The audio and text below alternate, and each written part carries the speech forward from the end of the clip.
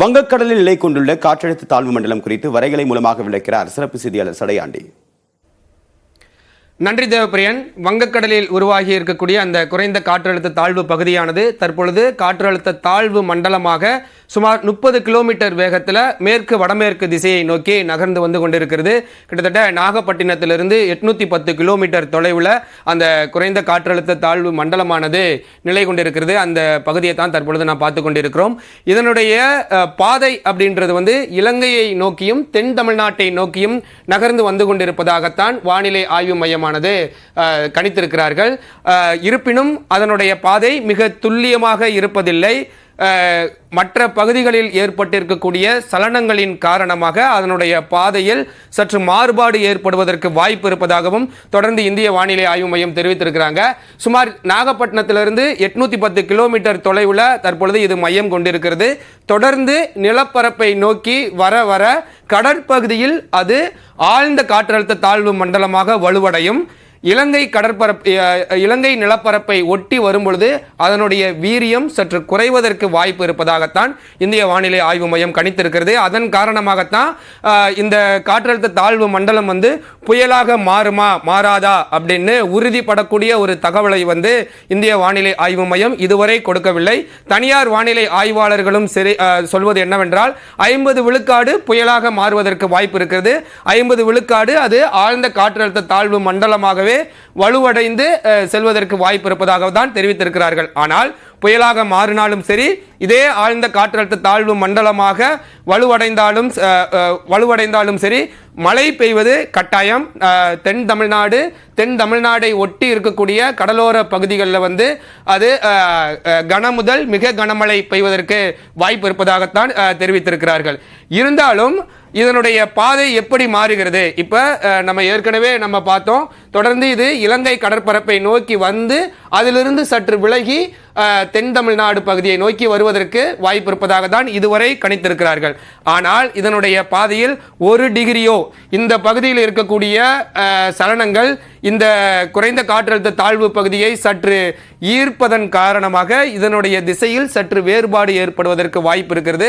அதன் காரணமாக 1 டிகிரி நம்மளுக்கு வந்து இதனுடைய பாதை சற்று மாறினாலும் அது வந்து நம்ம தமிழ்நாடு சென்னை பகுதியை நோக்கி வருவதற்கு வாய்ப்பு இருக்கிறது. தென் தமிழ்நாடு பகுதிக்கு இதுவரை அது செல்வதற்காகத்தான் இந்திய வானிலை ஆய்வு மையம் கணித்திருக்கிறது. அதனுடைய பாதையில் சற்று மாறுபாடு ஏற்பட்டாலும் அது சென்னையை நோக்கி வருவதற்கு வாய்ப்பு இருப்பது. அதனால் தான் சென்னையிலும் அடுத்த 3 தினங்களுக்கு கனமுதல் மிக கனமழை இருக்கும் அப்படின்னு சொல்லியிருக்கிறாங்க. சரி, ஓகே. மேற்கு வடமேற்கு திசையில் நகர்ந்தால் அது சென்னையை நோக்கி வரும். வட தமிழ்நாடு கடலோர பகுதிகளில் அதிகப்படியான மழை இருக்கும் அப்படின்னு கணித்திருக்கப்படுகிறது. ஆனால் இலங்கை கடற்பரப்பிலேயே அது மையம் கொள்ளும் பட்சத்தில், இலங்கை கடற்பரப்பை ஒட்டி வந்து இலங்கை கடற்பரப்பிலேயே அது வலுவிழக்கும் பட்சத்தில் தென் தமிழ்நாடு பகுதியில் மட்டும்தான் அது அதிகப்படியான மழைப்பொழிவை கொடுத்துவிட்டு வலுவிழந்து நம்ம தென் தமிழ்நாடு பகுதியிலேயே அது கரையை கடப்பதற்காகத்தான் வாய்ப்பு இருப்பதாக சொல்லப்பட்டிருக்கு. ஆனால் பூமத்திய ரேகை பகுதியில் உருவான இந்த குறைந்த காற்றழுத்த தாழ்வு பகுதி பூமத்திய ரேகை பகுதிக்கு மேலே வந்தவுடன் அதனுடைய வேகம் அதிகரித்திருக்கிறது, அதனுடைய வீரியமும் சற்று அதிகரித்திருக்கிறது என்றுதான் இந்திய வானிலை ஆய்வு மையம் தெரிவித்திருக்கிறாங்க. சுமார் 30 கிலோமீட்டர் வேகத்தில் அது மெல்ல மெல்ல நகர்ந்து வந்து கொண்டிருக்கிறது. நம்ம அது நகர்ந்து வரும் பாதையில் இலங்கை இருப்பதன் காரணமாகத்தான் அந்த இலங்கை கடற்பரப்பை ஒட்டி நிலப்பரப்பை வரும் பொழுது அதனுடைய வீரியம் சற்று குறையும். அதனுடைய காற்றினுடைய வேகம் வந்து இலங்கை நிலப்பரப்பில் மோதும் போது அதனுடைய அடர்த்தியும் சற்று குறைவதற்கு வாய்ப்பு இருக்கிறது. இருந்தாலும் தற்பொழுது இது உருவாக்கக்கூடிய மழை மேகங்கள், தற்பொழுது இந்த சுழற்சி வந்து தொடர்ந்து மழை மேகங்களை உருவாக்கிக்கிட்டே இருக்கும். அந்த மழை மேகங்கள் மெல்ல மெல்ல அப்படியே இலங்கையை ஒட்டி அப்படியே தென் தமிழ்நாடு பகுதியை வரக்கூடிய வாய்ப்பு இருக்கிறது. அந்த மழை மேகங்களை வந்து எப்படி இருக்கும் அப்படின்றத நம்ம பார்த்துடலாம். இந்த வரைகலை மூலமாகவே நம்மளுக்கு தெளிவாக தெரிகிறது. தொடர்ந்து இந்த சுழற்சியானது மழை மேகங்களை உருவாக்கி கொண்டே தான் இருக்கும். அதிகப்படியான ஈரப்பதத்தை உறிஞ்சி கொண்டே இருக்கும். இது எவ்வளவு தூரம் கடல்ல நிலை கொண்டிருக்கிறதோ அவ்வளவு தூரம் அது வலுவடையும். ஈரப்பதத்தை உறிந்து தானே வலுவடைந்து கொண்டே தான் நகரும். அதன் காரணமாகத்தான் இது வந்து தொடர்ந்து அதிவேகமாகவும் நகர்ந்து வந்து கொண்டிருக்கிறது.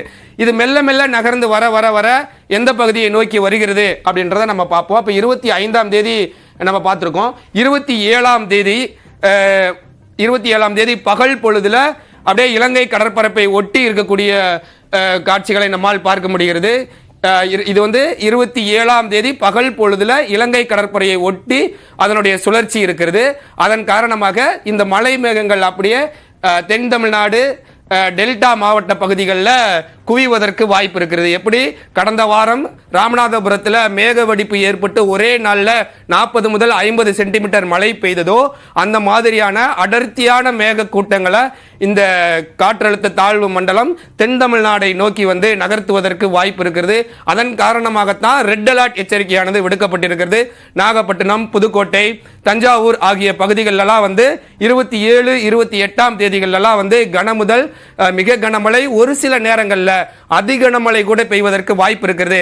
அந்த அதிகனமழை அப்படின்றது வந்து ஒரு நாள் முழுவதும் பெய்யாது, ஒரு குறிப்பிட்ட சமயங்களில் மட்டும்தான் பெய்யும். அந்த மழை மேகங்களில் இருக்கக்கூடிய அடர்த்தியை பொறுத்து தான் அந்த அதிகனமழை பெய்யும். ராமநாதபுரம் போன்ற மாவட்டங்கள்லாம் ஏற்கனவே நம்ம பார்த்துட்டோம். கடந்த வருடம் திருநெல்வேலி மாவட்டங்கள்லாம் 40 சென்டிமீட்டர் மழையை பார்த்துட்டோம். அதனால அச்சப்பட வேண்டிய தேவையில்லை. அந்த வடகிழக்கு பருவமழை தீவிரமடைந்திருக்கிறது அப்படின்றத தான் நம்ம புரிந்து கொள்ளணும். தொடர்ந்து இந்திய வானிலை ஆய்வு மையம் எச்சரிக்கை விடுத்துக்கிட்டே தான் இருக்காங்க. ரெட் அலர்ட் எச்சரிக்கை கொடுத்திருக்கிறாங்க. பொருட்சேதங்களை வந்து தவிர்க்க வேண்டும். தாழ்வான பகுதிகளிலிருந்து நம்ம விழிப்புணர்வோடு சற்று சேஃபா இருக்கக்கூடிய பகுதிக்கு நகர்ந்து செல்ல வேண்டும் அப்படின்ற ஒரு விழிப்புணர்வாகத்தான் நம்ம எடுத்துக்கொள்ளணும். வருடம் பெய்யக்கூடிய மழை தான் இந்த வருடமும் பெய்ய போகுது. வடகிழக்கு பருவமழை சற்று தீவிரம் அடைந்திருக்கிறது. அது இந்த குறைந்த காற்றழுத்த தாழ்வு பகுதி மூலமாக, தாழ்வு மண்டலம் மூலமாக நமக்கு அதிகப்படியான மழை பொழிவை கொடுக்க போகிறது அப்படின்றத தான் நம்மளால புரிந்து கொள்ள முடிகிறது. தேவப்பிரியன்.